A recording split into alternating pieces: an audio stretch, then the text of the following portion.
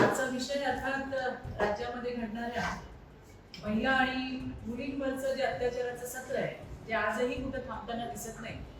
आणि त्यामुळेच रोजच्या महिला अत्याचाराच्या घटना बघता कोरोनाची तिसऱ्या लाटेऐवजी महाराष्ट्रातील महिला आणि मुलींवरती महिलांच्या अत्याचाराची तिसरी लाट येते की काय अशा पद्धतीची स्थिती आज राज्याची आहे.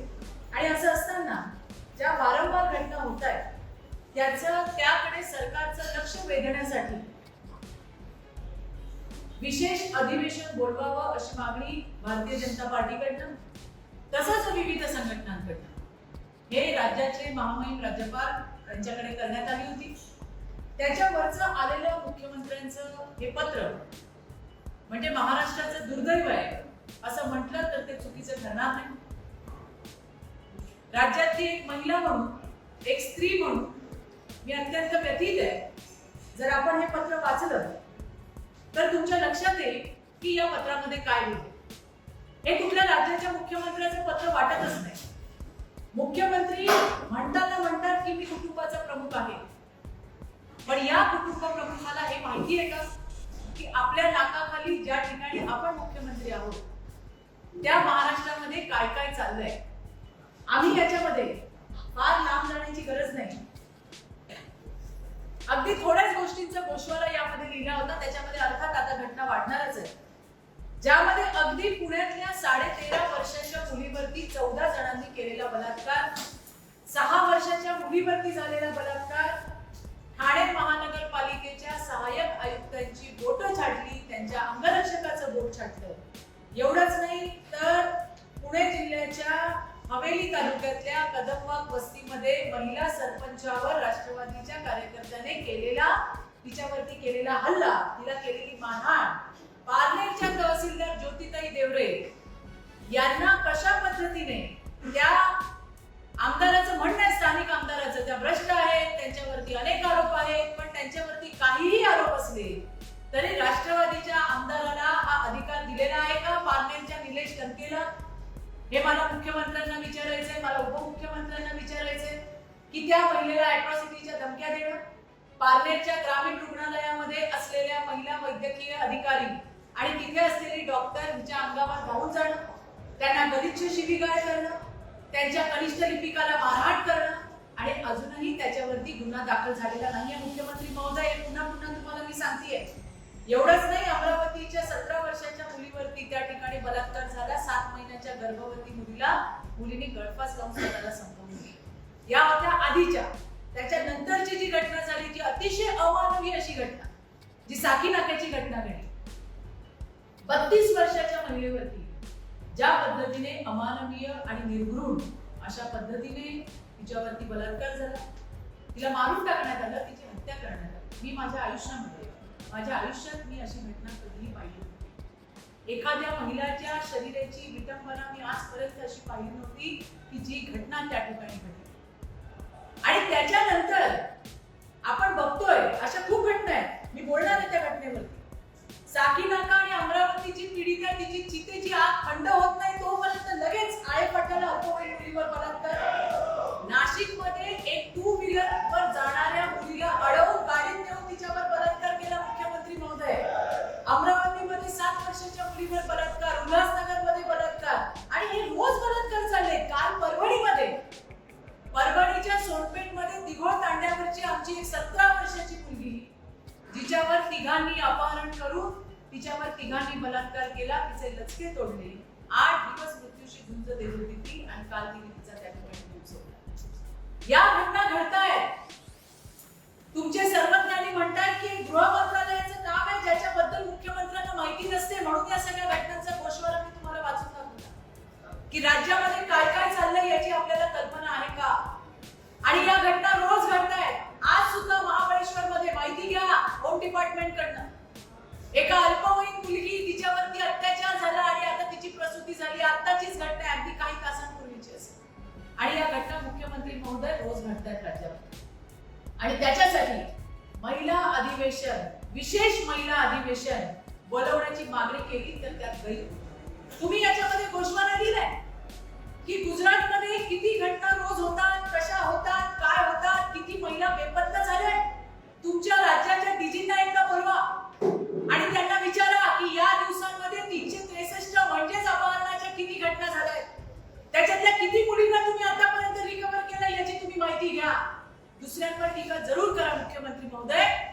राज्याचे प्रमुख आहात, तुम्ही कुटुंबाचे प्रमुख आहात, तुम्ही याच्यामध्ये लिहिलंय. याच्यातली शेवटची ओळ ही फार महत्वाची आहे. आपण लिहिले स्वराज्यातील तसेच शत्रूंच्या स्त्रियांचाही छत्रपती शिवरायांनी योग्य तो आदर ठेवला आणि त्यांना सन्मानाने वागवलं. त्याचबरोबर स्त्रियांवर अन्याय अत्याचार करणाऱ्यांची कधीच काही केली गेली नाही. मुख्यमंत्री महोदय, संजय राठोडवर एफआयआर नाही हो, अजून एफआयआर नाही. या पत्राचा दाखला देत तुम्हाला सांगतेय. तो निलेश लंके त्या ठिकाणी मनमानी करतोय, दादागिरी करतोय. तुम्ही ज्योती देवरेची ट्रान्सफर नाही केली. तुम्ही राज्यातल्या 500हून अधिक महिला तहसीलदारांचं त्या ठिकाणी मनोबल खच्चीकरण करायचं काम केले मुख्यमंत्री महोदय. हे तुम्हाला मी सांगतेय. तो मेहबूब शेख 376चा गुन्हा दाखल आहे, कोर्टाने ताशेरे ओढलेले, पण तो आज त्या ठिकाणी मोकाट फिरताना आपल्याला दिसतो. अशा किती घटना तुम्हाला मी सांगते. आणि हे सगळं त्याच तुम्ही शिवछत्रपती शिवाजी महाराजांचं नाव घेऊन जे तुम्ही लिहिलेलं आहे. महाराज असते तर तुम्हाला ढकलून दिलं असतं या सरकारला. अशा पद्धतीची परिस्थिती तुम्ही करून दिली. एवढ्या घटना होत असताना सर्वज्ञानी म्हणतात, काय म्हणतात सर्वज्ञानी म्हणतात, असं काय घडलंय अधिवेशन घ्यायला? अहो, तुम्हाला तर तोंडाचा फेस तुमचा निघतो. दिवसातून 4-4 वेळा हे सांगताना की 5 वर्ष आमच्या सरकारला धोका नाही आणि 5 वर्ष आमच्या सरकारला धोका नाही. याच्या पलीकडे तुम्ही बोलताच काय? तुम्हाला माहिती आहे की काय घटना चालल्यात राज्यामध्ये? तुम्ही म्हणता राज्यपालांना विरोधकांची थोबाड फोडायला पाहिजे. थोबाड फोडा, सरकारचं थोबाड फोडा. आहे तुमच्यात हिंमत? आज इतक्या घटना होत असताना सुद्धा शंडासारखं हे सरकार बसलेलं असं म्हटलं तर चुकीचं ठरणार नाही. कसल्या गमजा मारतात? महिला सक्षमीकरण आणि सशक्तीकरण हे फक्त आणि फक्त या सरकारच्या घोषणांमध्ये बाकी राहिले. सांगा, उत्तर द्या. इतक्या घटना आम्ही तुम्हाला सांगितल्या, काय केलं हो तुम्ही? अहो, जोपर्यंत या राज्यातली बाई, या राज्यातली मुलगी मरत नाही, तिला मारून टाकलं जात नाही, ती आत्महत्या करत नाही, तोपर्यंत तुम्हाला जाग येत नाही हो. आणि तुम्ही असं विचारता की अधिवेशनाची गरज काय? हे बोलणाऱ्यालाच लाज वाटली पाहिजे. मला आज तुम्हाला हे सांगायचंय की ज्या गोष्टींचा इथं गोषवारा दिला गेला, यामध्ये सगळ्यात पहिल्यांदा तर साकीनाकाची घटना, अतिशय निर्घृण आणि अमानवीय अशा पद्धतीने त्या महिलेचा अंत झाला. मी आजही याच्यावरती ठाम आहे की हे एका माणसाचं काम असू शकत नाही. आज आम्ही गृहमंत्र्यांची भेट घेतली आणि त्यांना सुद्धा आम्ही हेच सांगितलं की हे एका नराधमाचं काम असू शकत नाही. याच्यामध्ये एक पेक्षा अधिक लोक इन्व्हॉल्व असले पाहिजे आणि त्याची त्या ठिकाणी पोलिसांनी तपास यंत्रणा त्या ठिकाणी आणखी मजबूत करायला पाहिजे. ताबडतोब एक बाई मेली राज्यातली आणि मग सरकार खडबडून जागा झालं आणि मग सगळे पोलीस आले, मग सगळे अधिकारी आले आणि मग त्यांचं मंथन झालं. मुंबई पोलिसांनी तात्काळ 11 पॉइंटचे मुद्दे बनवले. काय असायला हवं मुंबईमध्ये आणि आम्ही काय कटिबद्ध आहोत ती सुद्धा जनतेच्या डोळ्यातली धूळफेक आहे. नागराळे साहेब, मला तुम्हाला सांगायचंय, ज्या रेल्वे पोलिसांची मदत घेऊन तुम्ही त्या ठिकाणी आम्ही आता आणखी महिलांसाठी बंदोबस्त वाढवणार म्हणून सांगताय, त्या जीआरपीची स्वतःची स्ट्रेंथ फक्त 3800. 3800 हे त्यांच्याकडे मनुष्यबळ आहे, जे कमी आहे.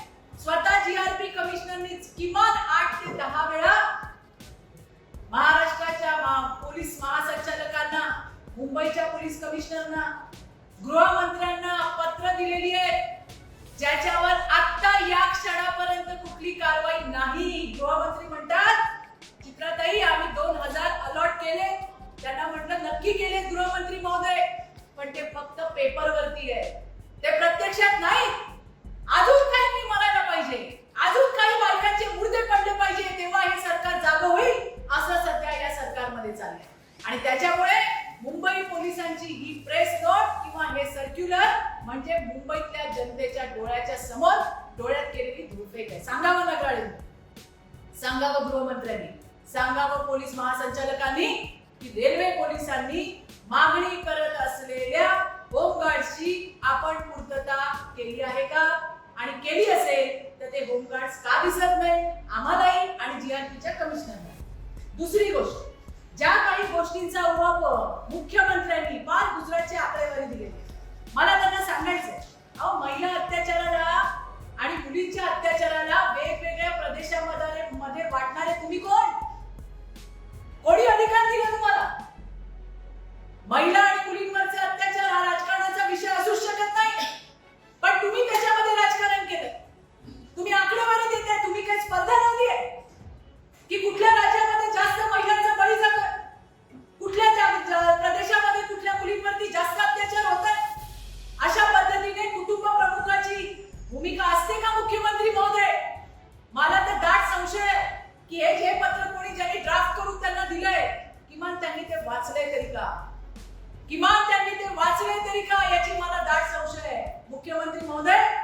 कुटुंब प्रमुख असा नसतो. अहो, या देशातल्या प्रत्येक घटना, प्रत्येक प्रदेशामध्ये घडणारी घटना ही अतिशय वेदनादायी आहे, दुःखदायी आहे. पण ज्या महाराष्ट्रामध्ये आम्ही राहतो, ज्या ठिकाणी आमची ही कर्मभूमी, आमची नाळ या ठिकाणी पुरली आहे, एकदा नाही 100 वेळा प्रश्न विचारू तुम्हाला, आणि सत्ताधारी म्हणून तुम्हाला त्या प्रश्नांची उत्तरं द्यावी लागतील. तुम्ही इतर प्रदेशांचं काय सांगताय? ज्या ठिकाणी तुम्ही मुख्यमंत्री आहात, तुमच्या नाकाखाली काय चाललंय याची तुम्हाला कल्पना आहे? फास्ट ट्रॅकचं नाव सांगता. एखादी घटना झाली की सरकारने आता सोल्युशन काढलेलं आहे, लोकांना सांगून टाकायचं काय, फास्ट ट्रॅक कोर्टमध्ये आम्ही आता केस लढवणार आहोत. तुम्हाला माहिती आहे मुख्यमंत्री महोदय, फास्ट ट्रॅक कोर्टमध्ये किती केसेस पेंडिंग आहे? तुम्हाला माहिती आहे मुख्यमंत्री महोदय की फास्ट ट्रॅक मध्ये किती केसेस सॉल्व्ह झालेले आहेत? तुम्हाला हे माहिती आहे मुख्यमंत्री महोदय महाराष्ट्राचा कन्व्हिक्शन रेट काय आहे? नसेल तर गृह मंत्रालयाकडून माहिती करून घ्या आणि मग तुम्ही आमच्याशी बोलायला आहे. तुम्हाला मी आज आकडे सांगते. फास्ट ट्रॅक कोर्ट मध्ये 1,68,231 केसेस आहेत. त्याच्यामधल्या 5,119 या केसेस सॉल्व्ह झालेल्या आहेत आणि आजतागायत 1,63,112 फास्ट ट्रॅक मध्ये केसेस पेंडिंग आहेत. मुख्यमंत्री महोदय, याच्यामध्ये आता 113 करून टाका, कारण परवा तुम्ही साकी नाक्याच्या याच्यात सांगितलं की आता आम्ही ही केस फास्ट ट्रॅक मध्ये घेतोय. का लोकांना खोटं बोल, म्हणजे लोकांना वेडं बनवायचं काम करताय, वेडं बनवायचं काम करताय. एका बाईचा जीव गेलाय, लिहून पाठवताय 20 लाखाचं आर्थिक सहाय्य केलं. काय मेहरबानी केली? मेहरबानी केली तुम्ही? या राज्यातल्या प्रत्येक घटकाचं रक्षण करणं हे मुख्यमंत्र्यांचं दायित्व आहे, सरकारचं दायित्व आहे. आणि त्याच्यामुळे तुमच्या हलगर्जीपणामुळे असे जीव जात आहे. सरकार कुणाचंही असू दे, पण त्या वेळेला सरकार काय भूमिका घेतं महिलांच्या अत्याचारावर हे बघणं महत्वाचं असतं. तुम्ही आल्यापासून या बलात्काऱ्यांना राजाश्रय द्यायचं काम, या बलात्काऱ्यांना अभय देण्याचं काम आणि या बलात्काऱ्यांना शक्ती देण्याचं काम केलं. आणि त्याची परिणिती आहे की राज्यातल्या विकृतांचं मनोबल तुम्ही या ठिकाणी मुख्यमंत्री महोदय वाढवलेलं आहे. कन्व्हिक्शन रेट महाराष्ट्राचा सांगू तुम्हाला, महाराष्ट्राचा कन्व्हिक्शन रेट आहे फक्त 13.2, 13.2. आणि ज्या उत्तर प्रदेशच्या नावाने तुम्ही गळे काढता मुख्यमंत्री महोदय, तिथला कन्व्हिक्शन रेट आहे 55.2. इथं मला तुलना करायची नाहीये, कुठेही असू दे, वाईटच. पण ज्या पद्धतीने तुम्ही इथे इतर राज्यांचा जो गोषवारा त्या ठिकाणी मांडलाय, त्यामुळे मला तुम्हाला या सगळ्याची आकडेवारी सांगावी लागते. आणखी मुख्यमंत्री महोदय, तुम्हाला मला हेही सांगायचंय, एनसीआरबीचा जो रिपोर्ट आलाय त्या पहिल्या टॉप 5 मध्ये महाराष्ट्र आहे आणि ते सुद्धा आपल्याच कार्यकाळात झालंय, हेही मला तुम्हाला आठवण करून द्यायची आहे. आणि त्यामुळे या ज्या काही घटना राज्यामध्ये चाललेल्या आहेत, तुम्हाला जर असं वाटत असेल की विरोधी पक्षाने यावर बोलूच नये, तर असं होणार नाही. आम्ही बोलणार, एकदा नाही 100 वेळा बोलणार. कायदा आणि सुव्यवस्थेचे इतके वाईट धिंडवडे निघालेले आम्ही आजपर्यंत कधीच बघितले नाही, जे आम्ही आत्ताच्या राज्यामध्ये बघतोय. आणि यासाठी SC ST अॅट्रॉसिटी प्रमाणे वुमन अॅट्रॉसिटी आयडेंटिफाय व्हावे. मग त्याच्यामध्ये 498 येईल, 376 येईल, 509 येईल, 354 येईल. एक्सपर्ट बसवा. सरकार काही करू शकतं, सरकारला कुठली गोष्ट अशक्य नाहीये. त्यामुळे तुम्ही एक्सपर्ट्स बसवा आणि वुमन अॅट्रॉसिटीज आयडेंटिफाय करा. SC ST अॅट्रॉसिटी प्रमाणेच वुमन अॅट्रॉसिटीला अँटिसिपेटरी बेल हा बार असला पाहिजे. त्याच्यासाठी स्पेशल कोर्ट्स आहेत, तसे वुमन अॅट्रॉसिटीला असले पाहिजे. टाइम बाउंडिंग आहे, सेशन कोर्ट असेल, हाय कोर्ट असेल, त्या पद्धतीने वुमन अॅट्रॉसिटीला असले. आज या सगळ्या गोष्टी मी गृहमंत्र्यांशी बोलले आणि त्यांना हे सांगितलं. ते म्हटले की मी याच्यावरती लक्ष घालतो आणि मी बघतो, असं त्यांचं मला उत्तर होतं. बघूयात ते काय करताय. पण ज्या पद्धतीने भाषा केली जाते की हे अधिवेशन कोणासाठी, काय गरज आहे या गोष्टींची, त्यांच्या तर खरोखरच थोबाड फोडावं असं वाटतं. आणि थोबाड फोडायची भाषा तुम्ही विरोधकांना करता. असेल हिंमत तर सरकारचं थोबाड फोडा. असेल हिंमत तर जे आहेत अत्याचारी, तुमचे दुराचारी, तुमचे सगळे बगलपच्चे मंत्री, आमदार, अहो आजपर्यंत आम्ही असं कधी बघितलं नाही की राज्यातल्या बायका आमदारांवर बलात्काराचे आरोप करतात. लाज वाटली पडते. आणि तुम्ही म्हणता ही शिवशाही आहे, ही शिवशाही नाहीये, ही मोगलाई आहे. आणि असं म्हटलं तर ते अजिबात चुकीचं ठरणार, अजिबात चुकीचं ठरणार. आणि म्हणूनच काल या मुख्यमंत्र्यांच्या पत्राचं सुद्धा आम्ही मंत्रालयाच्या गेटसमोर दहन केलं. हा आजचा विषय होता. या संदर्भामध्ये आपल्याला जर काही प्रश्न असतील तर आपण विचारू शकतो. सगळ्या महिला आता काही पत्र मिळणार आहे मुख्यमंत्र्यांना? नाही, मला त्याच्याबद्दलची कल्पना नाही, परंतु त्यांनी लिहावं. सगळ्या म्हणजे राज्यातल्या सगळ्या महिला आमदारांनी लिहावं. मग त्या काही फक्त भारतीय जनता पार्टीच्या नाहीये, सगळ्यांनी मिळून लिहावं. हा प्रश्नच राजकारणाच्या पलीकडचा आहे. ज्या वेळेला आम्ही बोलतो त्यावेळेला सरकार म्हणतं की भारतीय जनता पार्टी किंवा विरोधक हे राजकारण करतात, आणि आज हे मुख्यमंत्र्यांनी पत्र लिहिलंय याला आपण समाजकारण म्हणणार का? याचं उत्तर सुद्धा त्यांनी द्यायचं. कालचं पत्र जे आहे मुख्यमंत्र्यांचं, तुम्हाला काय वाटतं कुणी लिहून दिलेलं असावं? असंही कोणतरी लिहून देणार? मी तर म्हटलं की कोणी लिहिलंय याच्याबद्दल तरी त्यांना म्हणजे काय लिहिलंय ते तरी त्यांनी वाचलंय की नाही मला माहित नाही. पण ज्या पद्धतीने सर्वज्ञांनी त्या ठिकाणी आले आणि म्हणले की काय अधिवेशनाची गरज आहे, मला तर कमालच वाटली. कारण त्यांच्याकडे 5 वर्ष आमचं सरकार टिकणार आहे हे दिवसातून 3 वेळा त्यांना बोलायचं. त्याच्या पलीकडे त्यांना काही कन्सर्न नाही की कुठल्या गोष्टीसाठी आपण बोलायचं. ते फक्त पुढे येतात. सरकारला धोका नाही. आमचं सर, अरे बाबा लखलापासून तुमचं सरकार तुम्हाला, पण तुम्ही सरकार म्हणून काय दायित्व घेणार की नाही? की फक्त एकमेकांची मकलाशी करणार आहे? बाकीच्या कुठल्या मुद्द्यांवरती मी या सरकारला एकत्र येताना बघितलं नाही. पण येस, बलात्काराला वाचवायला मात्र हे सरकार आघाडीवर आहे. त्या ठिकाणी एकमेकांची पाठराखण करायला दिसतात. हा म्हणतो तसं नाही, दुसरा म्हणतो चुकीचा आरोप झाला, तिसरा म्हणतो की नाही नाही पुराव्यांच्या शिवायच तुम्ही बोलताय. अहो सगळ्या दुनियेने बघितलंय. राज्यामध्ये छत्रपती शिवाजी महाराज, मा जिजाऊ, रमाई, भीमाई आणि सावित्रीच्या महाराष्ट्रामध्ये FIR दाखल करायला आम्हाला कोर्टात जावं लागतं. ही तर महाराष्ट्राची सत्यस्थिती आहे. मुख्यमंत्री महोदय, शिवसेनेचा असाही आरोप आहे की राज्यपाल हे भाजपच्या सामन्यावर वागतात ना, अशा पद्धतीचं पत्र. अहो घटनात्मक आहे ते. आणि त्या महिलांच्या भूमिका मुख्यमंत्र्यांनी आतापर्यंत किती शिष्टमंडळांना भेटी दिल्या? मला एखादं दाखवावं. आम्ही पण वेळ घेतो, आम्हाला तर वेळ मिळत नाही. आज गृहमंत्र्यांची वेळ घेतली आणि त्यांना जाऊन त्यांना हे सगळं सांगितलं. ते म्हणले हो मी पाहतो. त्याच्यामुळे मुख्यमंत्री ना कुणाला भेटत ना त्या ठिकाणी कुणाला वेळ देत. आणि खरोखर मुख्यमंत्र्यांना डेटा जर हवा असेल तर त्यांनी नक्की आम्हाला वेळ द्यावी. मी त्यांना जाऊन भेटून सगळा सविस्तर डेटा द्यायला तयार आहे. NCRTचा दावा करत सांगितलं की मुख्यमंत्री सवाल दुसऱ्या बाजूला सांगतं की आम्ही त्या गव्हर्नमेंटच्या काळामध्ये सगळ्यात जास्त गुन्हे होते असं. अहो सरकार कुणाचं पण असू दे, माझा हा आजही दावा नाहीये की उद्या भाजपचं सरकार आल्यावर सगळं बंद होणार आहे. पण ज्या वेळेला अशा घटना होतात त्यावेळेला सरकार म्हणून सरकार काय भूमिका घेते हे महत्वाचं आहे की नाही? आणि या सरकारने काय केले आपण मागच्या फेब्रुवारी पासून आपण पाहतोय. मग तो संजय राठोड असेल, मग तो निलेश लंके असेल, मग तो मेहबूब शेख असेल, अशी किती नावं तुम्हाला मी सांगू, किती आमदार सांगू? हे लोक धार्जिणं सरकार नाहीये. हे त्यांचे मंत्री, आमदार आणि त्यांच्या बगलबच्च्यांचं धार्जिणं सरकार. आणि त्याच्यामुळेच या विकृतांची या ठिकाणी मनोबल वाढताना आपल्याला दिसते. महाराष्ट्र टॉप 5 मध्ये NCRTच्या. नसेल माहिती तर माहिती घ्या. आणि तरी तुम्हाला आणखी माहिती असेल मुख्यमंत्री महोदय आम्हाला वेळ द्या, आम्ही यायला तयार आहोत. मुख्यमंत्री असे म्हणतात की महाराष्ट्राचं सरकार आहे ते शिवरायांच्या विचारानं चाललेलं आहे आणि त्यांच्या परंपरेने चाललेलं आहे. ते कायम महिलांचा सन्मान केला जातो. महिलांचा सन्मान आम्ही बघितला ना.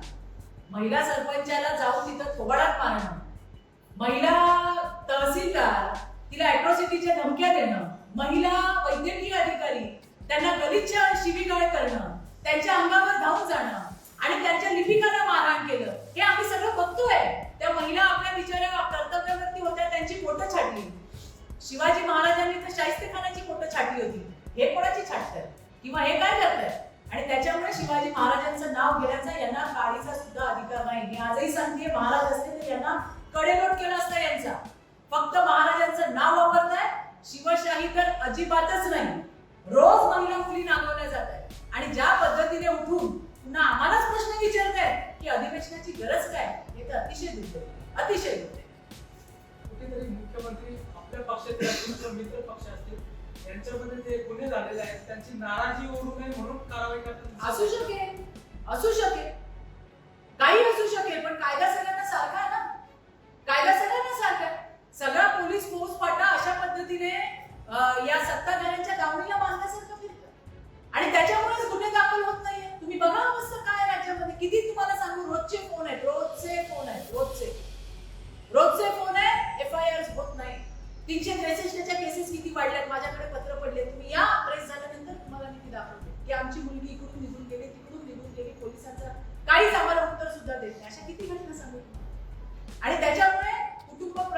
जी जबाबदारी मुख्यमंत्र्यांनी त्या ठिकाणी निभवायला पाहिजे ते निभवत नाहीयेत. आणि काल तर सर्वज्ञांनी हेच म्हणले की गृह मंत्रालयात काय चालतं हेच मुख्यमंत्र्यांना माहित नाही. आणि त्याच्यामुळे आम्ही रोज ट्विट पण करतोय. माझ्या तर सगळ्या ट्विटला आम्ही सीएमओ महाराष्ट्रांना टॅग करत असतो. माहित नाही ते पाहतात की नाही पाहतात, पण जे कोणी या प्रेसच्या माध्यमातून सांगते, जे कोण मुख्यमंत्र्यांचे ट्विटर हँडल त्या ठिकाणी हँडल करतायत, त्यांनी कृपया हे ट्विट जे आहेत ते मुख्यमंत्र्यांना दाखवावे. किंवा रोजचा रेशिओ तर त्यांना कळेल की रोज काय काय होतंय आणि कुठे कुठे होतंय. मैम हिंदी में बता दीजिए, आज आपने गृह मंत्री से मुलाकात की, महिलाओं की सुरक्षा के विषय को लेकर क्या चर्चा हुई और क्या आपने कहा? हमने देखा कि महाराष्ट्र में आए दिन महिला और बच्चियों के साथ किस प्रकार का दुर्व्यवहार यहाँ पे हो रहा है, यहाँ पे रेप्स हो रहे हैं, यहाँ पे गैंगरेप्स हो रहे हैं. और इसी के लिए आए दिन आने वाली इन घटनाओं को देखते हुए हमने राज्य के महामहिम राज्यपाल साहब को वहाँ पे एक पत्र दिया था. और उसमें हमने मांग की थी कि एक विशेष अधिवेशन बुलाया जाए, जो की जरूरत है. हमने देखा कि कोरोना काल या कोरोना का नाम कहते हुए कोई सत्र यहाँ पे नहीं हो रहा है. ना किसानों के ऊपर बात हो रही है, ना कोई व्यापारियों के ऊपर हो रही है, ना कोई कष्टकरियों के ऊपर हो रही है, ना युवकों के ऊपर हो रही है, ना वुमन एट्रोसिटीज पे हो रही है. और आए दिन ये जो घटनाएं बढ़ रही है, इसलिए विशेष अधिवेशन बुलाया जाए, ये हमने मांग की थी. और उसके ऊपर मुख्यमंत्री साहब ने जो एक पत्र लिखा है वो बहुत ही दुर्दैवी पत्र है.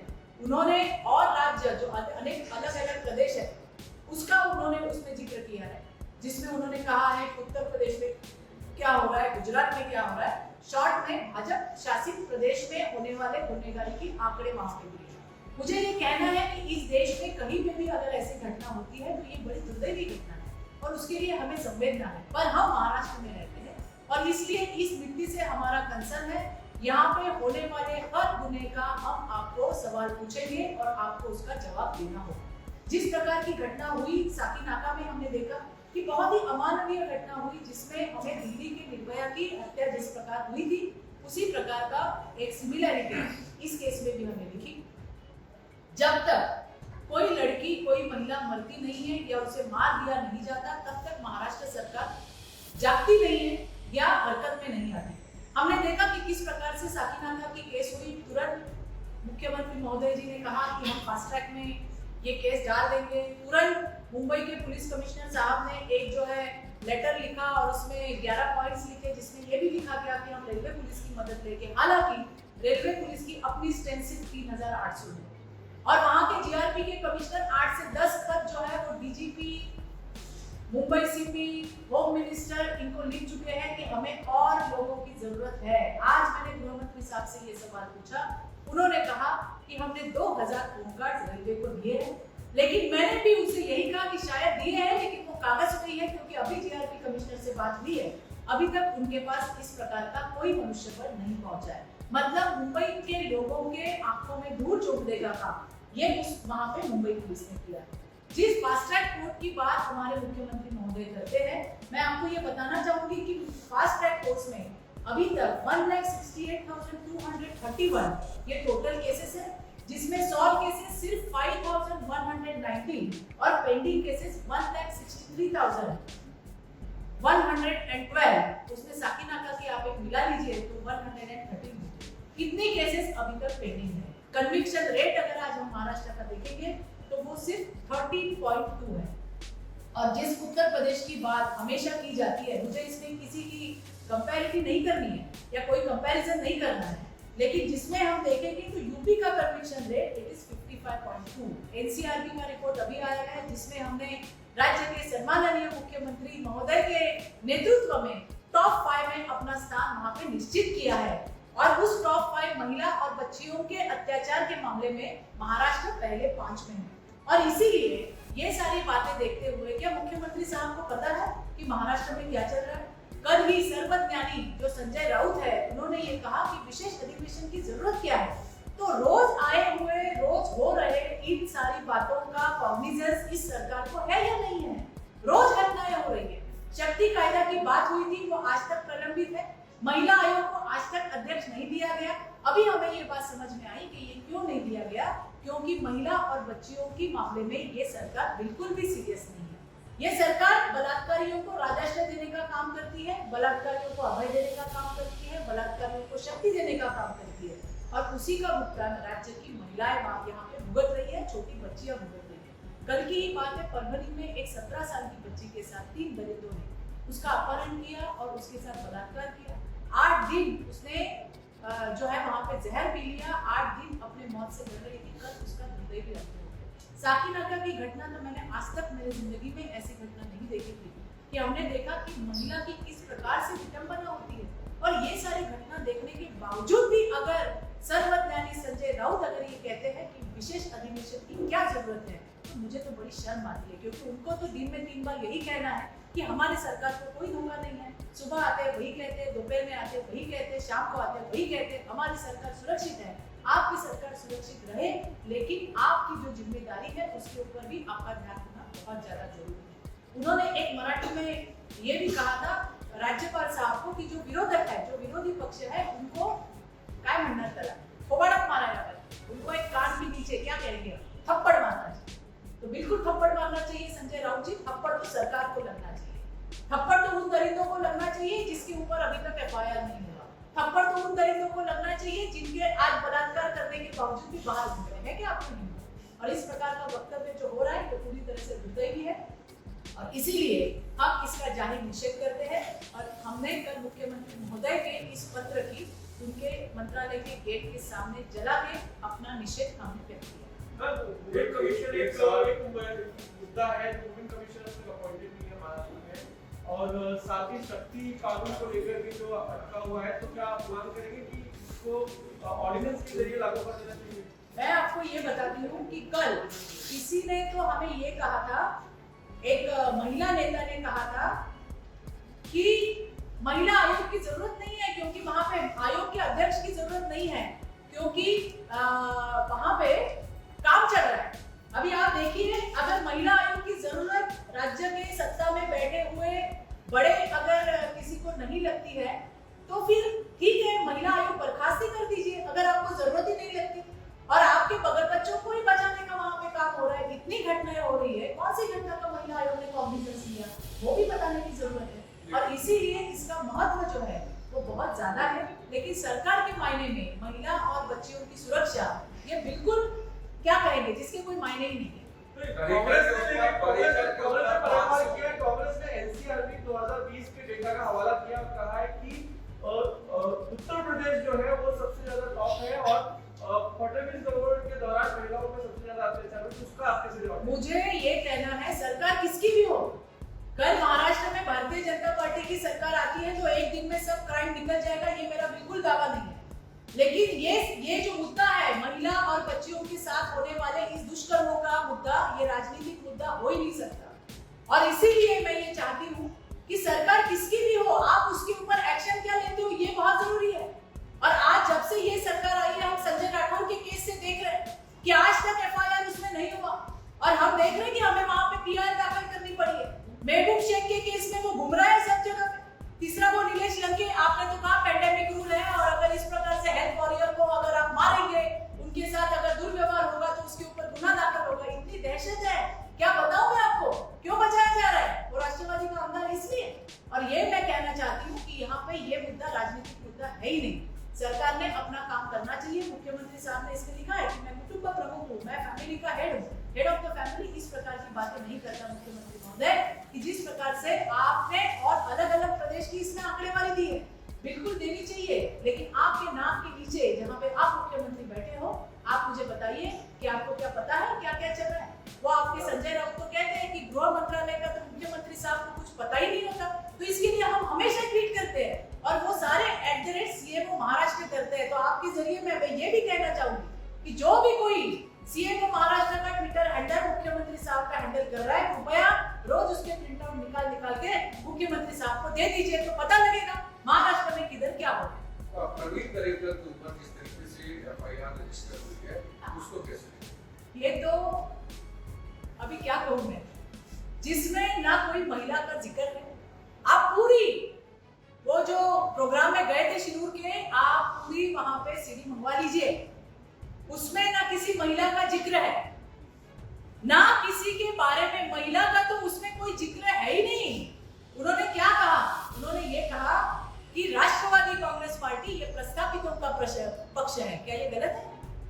ये साखर कारखाने मतलब शुगर फैक्ट्रीज चलाने वालों का पक्ष है। क्या ये गलत है? इसको कहा जाता है कि इसके लिए की है, अगर ये कहा तो क्या ये गलत है?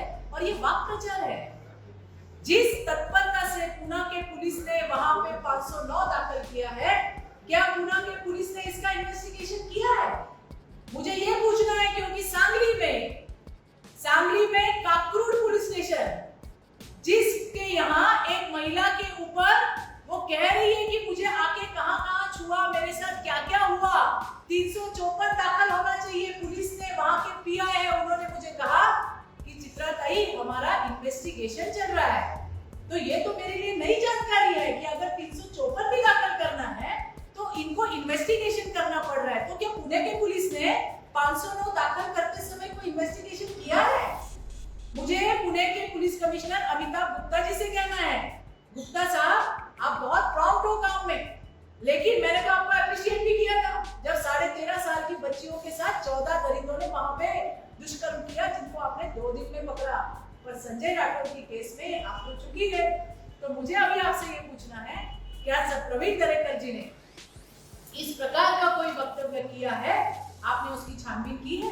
क्या आपने देखा है?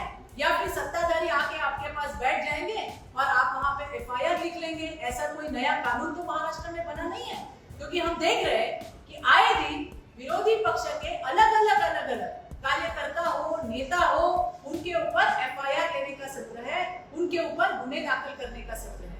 इसलिए मैं आपसे ये कहना चाहती हूँ कि बिल्कुल बेबुनियादी है, और इसे हम क्या कहेंगे अभी, ये बिल्कुल बेबुनियादी है, जिसका कोई हम कहेंगे कि जिसका कोई बेस ही नहीं है। और ऐसे बेस पे पुणे की पुलिस ने जो 509 का गुना दाखिल किया है, मैं अमिताभ गुप्ता जी से फोन करके ये पूछने वाली हूँ, क्या आपने वो पूरी सीडी या वो पूरा वाकया या वो पूरा भाषण सुना, या फिर सत्ताधारी पार्टी के लोग आपके सामने आके बैठेंगे और आप वहां पे एफआईआर लेंगे? और त्या गोष्टीला शेंडा नाही, गुटखा नाही, निव्वळ मूर्खपणा, निव्वळ बावळटपणा आहे। राजे उमाजीच्या जयंतीला गेलेले प्रवीण दरेकर काय म्हणले? ते म्हणले राष्ट्रवादी हा प्रस्थापितांचा पक्ष, खोटं आहे का? साखर सम्राटांचा पक्ष, खोटं आहे का? रंगलेल्या गालांचे मुके घेणारा पक्ष, पण राष्ट्रवादीला ते बायकांचेच गालाचं कसं काय वाटतं? मला तर कमालच वाटलं। वाक्प्रचार आहे मराठीचे, शिकून घ्या। पुणेकरांना जास्त मराठी चांगली येते मुंबईवाल्यांपेक्षा, आणि त्याच्यामुळे आणि पोलीस पण मला कमाल वाटली। अहो गुप्ता साहेब, तुम्ही ती सीडी ऐकली का? ते भाषण ऐकलं का? नसेल तर मी पाठवते तुम्हाला। काय बोलले दरेकर? कुठल्या बाईचा ब सुद्धा संदर्भ नाही, आणि सुरेखा ताईंचा तर नाहीच नाही। त्यांना तर शुभेच्छा आहेत आमच्या मनापासून, नवीन एका क्षेत्रामध्ये ते आले आहेत आणि त्यांना मनापासूनच्या शुभेच्छा आहेत। पण कुठेतरी ओढून ताणून कोणाला तरी त्या ठिकाणी बसवायचं आणि मग म्हणायचं की दरेकर असं बोलले, आणि पुणे पोलीस पण इतके प्रॉम्प्ट, म्हणजे मला तर कौतुकच आहे की संजय राठोडची केस अजून तिथं वारा खात पडली आहे। त्याच्यासाठी आम्ही कोर्टामध्ये गेलो आणि एक 509चा गुन्हा झटकन तुम्ही दाखल करून घेतला। परवा माझ्याकडे एक केस आली, सांगली जिल्हा काकरूड पोलीस स्टेशन। एक महिला सांगते की माझ्यासोबत कशा पद्धतीने माझा विनयभंग झाला, मला जे काही तिने झालं लिहून दिलं आहे। पोलीस म्हणतात आम्ही त्याचं इन्व्हेस्टिगेशन करतोय। मग पुणे पोलिसांनी दरेकरांच्या सीडीचे इन्व्हेस्टिगेशन केलंय का? भाषण ऐकलंय का? आणि त्याच्यामध्ये कुठल्या बाईचा संदर्भ आहे का? त्याच्यामध्ये बाईचा ब सुद्धा नसताना निव्वळ कोणीतरी बावळटपणा करायचा आणि पोलीस स्टेशनला जाऊन बसायचं आणि पोलिसांनी 509 दाखल करायचा, हरकत नाही, त्यालाही उत्तर देऊ आपण। पण कशा पद्धतीने पोलीस वेठीला आपल्या बांधून ठेवलेले आहेत सत्ताधाऱ्यांनी, हे याच्यावरनं दिसतं। इतके होतात, इतक्या घटना होतात, त्याचा कॉग्निशन्स का घेतला जात नाही? का घेतला जात नाही? बलात्कार, सामूहिक बलात्कार, याच्याकडे लक्ष नाही। पण दरेकर काय बोलले? खेचून ताणून आणलेला हा निव्वळ बावळटपणा आहे, याच्या व्यतिरिक्त काही नाही।